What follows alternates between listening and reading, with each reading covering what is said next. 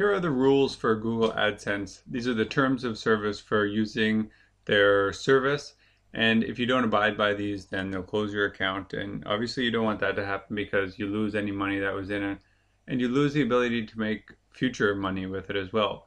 Because once they close you down, it's very difficult to get a new account. So you should always abide by the rules. You're not really going to come out ahead if you don't abide by them anyways.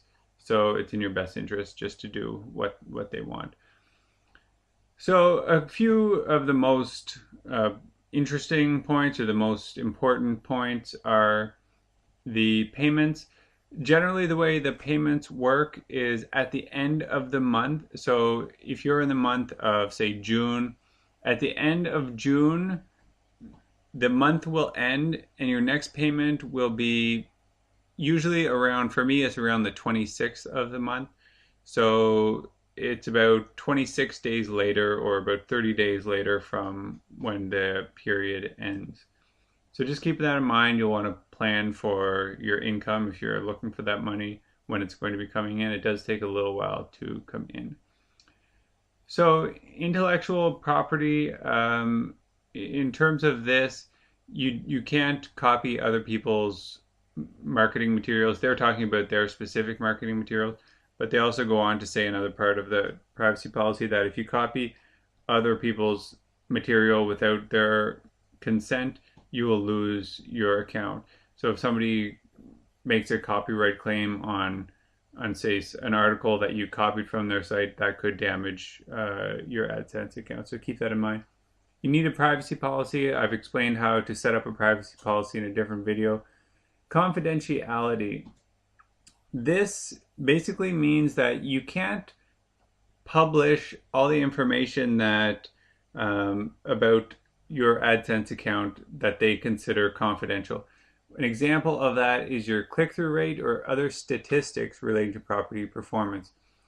You can disclose the amount of gross payments, so you can disclose the amount of money, but not how it was arrived. So let's just show you here. This was one of my screenshots that I showed in a previous video. You'll notice that I didn't include this information, the clicks or the click-through rate or the cost per click. The reason is that this is against Google's terms of service, and if I publish that, then I could lose my account. And so I took that out before I published that. So if they terminate you, it's very difficult to get back on Google AdSense. So just do your best to comply with the rules. They also have specifics on what will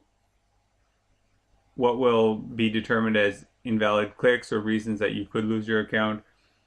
Spam, invalid queries, invalid impressions, or invalid clicks on ads generated by any person, bot, or automated program.